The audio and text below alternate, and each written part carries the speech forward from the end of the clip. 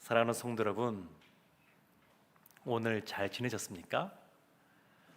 오늘 어떻게 지내셨습니까?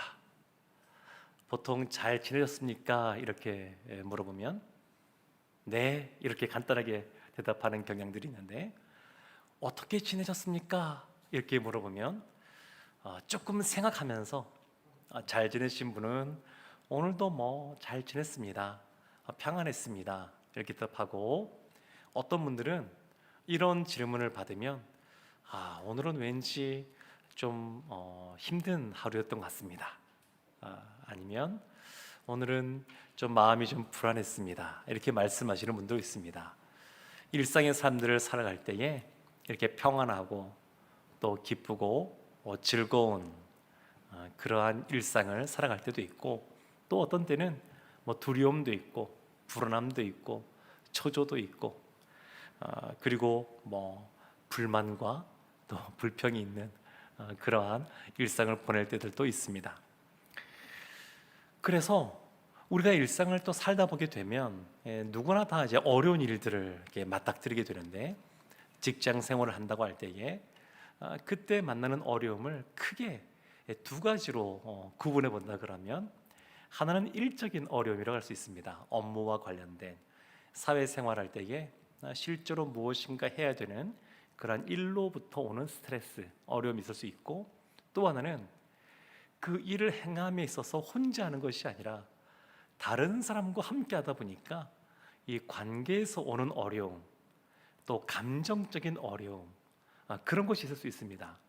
뭐 감정 노동자, 이런 말이 언제부턴가 우리 가운데 쓰여지게 있고, 그 갑과 을, 이런 말들이 많이 쓰여지고 있는데, 이 감정 노동하는 것도 참 이것이 만만치가 않습니다. 그러면 어떻게 하면 이와 같이 감정적으로 어렵고 힘들 때, 무엇인가 억눌려 있을 때 어떻게 하면 우리가 위로를 받을 수가 있을까요? 어떻게 하면 기쁘고 즐겁고 행복하게 살아갈 수가 있겠습니까? 일단은 누군가가 우리 옆에 있는 것이 사실은 도움이 됩니다. 그래서 나와 같이 동병상련의 마음으로 비슷한 처지에 또 비슷한 감정을 공유할 수 있는 사람이 옆에 있으면 같이 이야기하면서 그것만으로도 마음의 위안을 얻기도 합니다. 또 어떤 사람이 있으면 좋냐면, 옆에 코로나 바이러스가 아니라 행복 바이러스가 있는 사람, 그 늘 기쁘고 즐겁고 행복한 사람 바로 옆에 있으면 영향을 받습니다. 그냥 마음이 축 처져 있고 열정도 사라져 있는데, 옆에 있는 사람이 그냥 불화산처럼 이렇게 그 불타오르는 열정을 갖고 있는 사람이 있으면 같이 그 영향을 받습니다. 그래서 마음이 빨리 회복되기도 하고 또 마음에 기쁨이 찾아오기도 합니다. 근데 문제는 뭐냐면, 이러한 옆에 누군가가 있는 것이 도움이 되긴 하지만 이것이 얼마나 지속되느냐라고 봤을 때에 한계가 있다는 겁니다. 그리고 그 범위도 한계가 있습니다. 오늘 시인이 이 119편, 이 시편의 시인이 어떠한 상황 속에 놓여졌냐면, 25절 오늘 말씀에 이렇게 시작을 합니다. 내 영혼이 진토에 붙어 싸우니. 이것이 지금 이 시인의 상황입니다. 내 영혼이 진토에 붙었다. 이 진토는 먼지, 흙, 그런 것을 말하는데 아주 절망적인 상태, 그것을 표현하는 아주 상징적인 그러한 표현이라고 할 수 있습니다. 자신의 그 영혼이 진토에 놓였다는 겁니다. 행복하고 기쁜 삶과는 거리가 먼 겁니다. 자신이 진토에 아주 너무너무 이 탄식이 절로 나오는 그러한 상황 속에 있다는 겁니다. 어린 시절에 이 비포장 도로에 이 버스가 지나가면 그렇게 싫을 수가 없었습니다. 왜냐하면 버스가 쫙 지나가면 그 큰 차가 지나갈 때 나오는 그 먼지들, 어마어마하게 많이 나오는 그 먼지들, 그런 것 때문에 앞이 잘 보이지 않고 숨쉬기가 어렵고 그런 경험들이 있습니다. 그래서 이렇게 비포장 도로에서 이러한 진토라고 할 수 있는 이 먼지, 흙먼지 이런 것들이 일어나면 앞이 잘 보이지도 않습니다. 그러니까 영적인 상태가 지금 그와 같은 겁니다. 거기다가 이 단순히 이 어려움의 문제가 외적인 어려움을 말하는 것이 아닙니다. 시인이 외적으로 어려운 상황 속에 놓여 있는 것도 있을 수 있지만 지금 오늘 본문이 나오는 이 25절 말씀은 이 시인의 내면의 어려움입니다. 내적인 어려움이 있는 겁니다.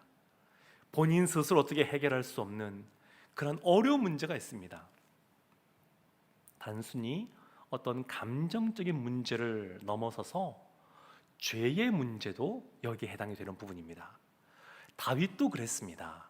그래서 시편 38편 4절에 다윗이 이렇게 고백합니다. 내 죄악이 내 머리에 넘쳐서 무거운 짐 같으니 내가 감당할 수 없나이다.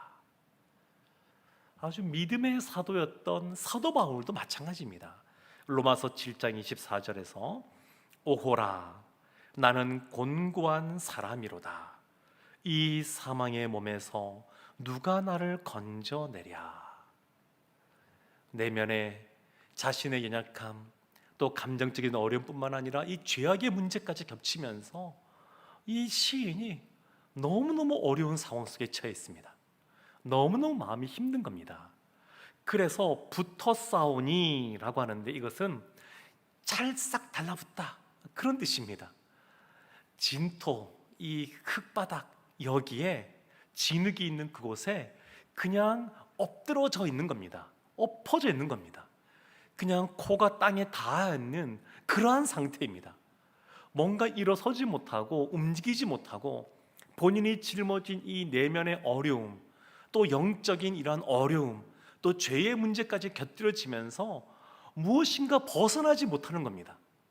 그래서 그냥 땅과 하나가 돼서 붙어 있듯이 찰싹 붙어 있듯이 그렇게 진토에 묻어 있는 그러한 상태가 이 시인의 상태였습니다. 사람이 낮아지고 추락할 수도 있는데 가장 밑바닥에 내동댕이 처지 있는 상태, 그 상태가 지금 이 시인의 상태입니다. 28절 말씀 보면 시인이 이렇게도 고백합니다. 119편 28절에 나의 영혼이 눌림으로 말미암아 녹사오니, 영혼이 꽉 눌려 있어서 그냥 녹아버리고 있습니다. 얼마나 이 상황이 어려운지 그런 상태라고 시인이 고백합니다. 그런데 이런 상태에서 시인의 반응이 나옵니다. 시인이 어떻게 했냐면 이 25절 말씀을 제가 다시 한 번 더 읽어보겠습니다. 내 영혼이 진토에 붙어 싸우니 주의 말씀대로 나를 살아나게 하소서.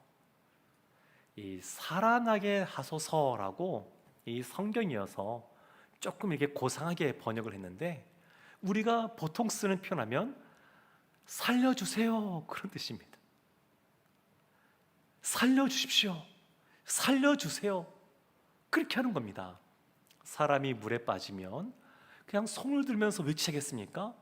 살려달라고 외치는 것, 마치 지금 시인이 그런 상태입니다. 우리가 일상의 삶 속에서 간혹가다 있어서는 안 되겠지만 접하는 소식들을 보면 위급한 상황에 놓여 있는 사람들이 있습니다. 그때 어디에 전화를 거냐면 119에 전화를 겁니다. 119에 전화를 하는데 마치 그것처럼 그 영혼이 깊은 바닷 가운데 추락해 있고 스스로 벗어날 수 없고 살 수 없을 것 같은 그러한 상황 속에 필요한 것이 뭐냐면 시편 119편입니다. 이 119편이 마치 그런 그 시 말씀입니다. 그래서 이 시인이 그냥 바닥에 주저앉아 있고 엎드려져 있는 상태에서 살려달라고 간절하게 간구하고 호소하면서 기도하고 있습니다. 너무 힘들어서 어쩌면 소리 높여 하지 못하고 그냥 새어나오는 그냥 작은 소리로 부르짖는지도 모르겠습니다. 사랑하는 성도 여러분, 주의 말씀대로 나를 살아나게 하소서. 시인이 주의 말씀을 붙잡고 기도합니다. 그러면 주의 말씀을 붙잡고 기도할 때 이 기도가 실패할 수가 있을까요? 주의 말씀이 안 이루어질 수가 있을까요? 성경은 주의 말씀이 안 이루어지는 것보다 천지가 없어지는 것이 쉽다, 이렇게 말을 합니다. 누가복음 21장 33절 이렇게 말합니다. 천지는 없어지겠으나 내 말은 없어지지 아니하리라. 차라리 해와 달, 이 우주가, 천지가 없어지는 것이 더 쉽다, 이렇게 말을 합니다. 어떤 분이 아파서 병원에 입원해 있습니다. 근데 아파서 그 환자가 저 너무너무 아픕니다, 이렇게 호소하는 그러한 탄식이 아니라 이 환자가 병이 회복되어지고 낫는 것은 그 탄식이 아니라 결국 의사 선생님의 그 적절한 처방, 처치, 그것으로 말미암는 겁니다. 그러니까 이 시인이 간구하지만 결국에는 주의 말씀이 이 시인의 영혼을 다시 살리는 그러한 일을 합니다. 그래서 이 시인이 이 주님의 말씀을 뭐라고 표현하냐면 길이라고 표현하는데 27절 말씀에 이렇게 말합니다. 나에게 주의 법도들의 길을 깨닫게 하여 주소서. 그리하시면 내가 주의 기이한 일들을 작은 소리로 읊조리리이다. 주의 법도의 길, 말씀의 길, 다른 식으로 표현하면 복음의 길, 예수 그리스도의 길, 그 길을 알려달라고, 이 말씀을 내가 작은 소리로 읊조리겠노라고 이렇게 고백합니다. 이 작은 소리로 말씀을 읊조리는 거, 이것이 묵상입니다. 묵상. 하나님 말씀을 붙잡고 묵상하는 겁니다. 그 말씀을 붙잡고 입술로 고백하면서 그 말씀이 우리의 심령에 새겨지게 하고 우리의 영혼에 들려지게 하는 겁니다. 말이 우리의 귀를 통하여 우리의 마음에 닿아서 그 말씀이 싹을 틔우기를 이렇게 원하고 있습니다. 30절 말씀에서는 이렇게 말합니다. 내가 성실한 길을 택하고 주의 규례들을 내 앞에 두었나이다. 성실한 길, 이 길도 말씀의 길, 예수의 길입니다. 복음의 길입니다. 그런데 이 성실한 길은 하나님이 우리에게 행하라고 명하신 그러한 길인데, 성도가 이러한 삶을 일상에서 살아가기가 생각보다 사실은 쉽지가 않습니다. 이 성실한 이러한 길에 이 대명사처럼 일컬어질 수 있는 분들이 누구냐면 농부들입니다. 농부들은 봄이 되어서 밭에 논에 씨앗을 뿌립니다. 그리고 필요할 때 거름이나 또 비료나 이런 것들을 주게 됩니다. 그리고 결실의 때가 되어서야 그것을 거두게 됩니다. 그런데 마음이 급해서 빨리 결실을 보고 싶다고 비료를 왕창 주면 어떤 일이 벌어지냐면 벼도 마찬가지고 밭농사도 마찬가지고 죽어버리고 맙니다. 농작물이 살지를 못합니다. 빨리 크기를 원해서 물을 왕창 많이 오랜 기간 주게 되면 마찬가지로 병들어서 죽게 됩니다. 그러니까 농부는 그때에 따라서 성실하게 그때 늘 일어나서 그 일을 해 나가야지만 결실의 계절, 이 가을에 열매를 거둘 수가 있습니다. 오늘날 코로나 시대가 되어서 이 가정으로 음식들을 많이 주문한다 그럽니다. 배달로 시키는 음식뿐만 아니라 간단하게 조리할 수 있는 것들이 많이 개발되었다고 그럽니다. 그래서 금방 조리를 하는 겁니다. 즉석에서 하기도 하고 인스턴트 음식도 많이 발달하고 있습니다. 그런데 이 성실한 길은 이것과는 다른 길입니다. 오랜 시간 천천히 시간을 들여서 그것을 감당해야 됩니다. 빌립보서 2장 12절에서 이렇게 말합니다. 그러므로 나의 사랑하는 자들아, 너희가 나 있을 때뿐 아니라 더욱 지금 나 없을 때에도 항상 복종하여 두렵고 떨림으로 너희 구원을 이루라. 구원을 이루라. 칭의적인 측면에서의 구원이 아니라 여기서는 성화적인 측면에서의 그러한 구원, 이미 구원의 시작이 믿음의 고백으로 시작이 되었지만 그러나 이 세상을 살아갈 때에 그 구원을 이루어가는 현재적인 그러한 것들이 우리에게 필요한데, 그것이 바로 항상 복종하는 겁니다. 주님의 말씀을 따라가는 그 길, 성실하게 순종하며 따라가야 됩니다. 길에 대해서 32절에서는 이렇게 말합니다. 주께서 내 마음을 넓히시면 내가 주의 계명들의 길로 달려가리이다. 진토에 놓여있는 길이 있는가 하면 말씀의 길, 예수의 길, 복음의 길이 있습니다. 지금 이 시인은 그 말씀을 쫓아가는 길, 주님이 주시는 그러한 복음의 길을 쫓아가는 그러한 모습에 있겠다라고 말하고 있습니다. 그러면서 달려가리이다, 한번 상상해 보십시오. 처음 이 25절 시작할 때는 진토에 그 영혼이 꼬꾸라져 있어서 움직일 힘이 없습니다. 근데 주님께서 말씀을 주시니까 조금 일어나서 하나님께 기도할 수 있는 힘을 얻었습니다. 그리고 조금 더 일어나서 말씀대로 살고 싶다라고 간구하게 됩니다. 그러다가 마지막 이 32절에 가게 되면 벌떡 일어나서 달려가는 겁니다. 이게 지금 시인의 지금 진행되는 상황입니다. 진토에 고꾸라져 있는 상태였지만 주님의 은혜 가운데, 주님이 주시는 말씀 가운데 기도하며 서서히 일어나더니 이제는 벌떡 일어나서 달려가는 이 시인의 모습을 볼 수가 있습니다. 그런데 조건이 뭐냐면 주께서 내 마음을 넓히시면입니다. 내 마음을 넓히시면. 이 마음은 이 유대인들은 이제 이 당시에 심장에 그 마음이 있다고, 그리고 그 마음이 생각이라고, 그런 생각을 하고 있었습니다. 그렇게 여겼습니다. 그래서 내 마음을 넓히시면이라고 하는 것은 내 생각을 넓히시면, 내 심장 가운데 하나님의 말씀을 가득 채우시면, 그런 뜻입니다.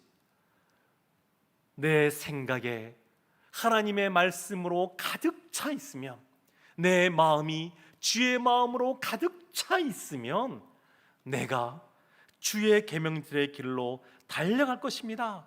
이렇게 말하고 있는 겁니다.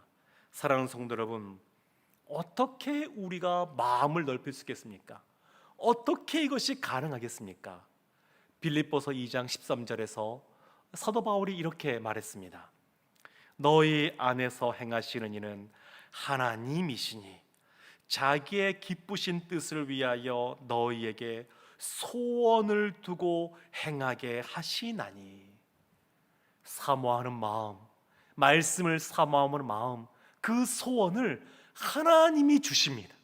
그리고 하나님이 그것을 감당할 수 있도록, 순종할 수 있도록 하나님께서 행하십니다. 그래서 이사야서 40장 31절에 이사야 선지자가 이렇게 고백합니다. 오직 여호와를 앙망하는 자는 새 힘을 얻으리니 독수리가 날개치며 올라감 같을 것이요 다른 박질하여도 곤비하지 아니하겠고 걸어가도 피곤하지 아니하리로다. 아멘.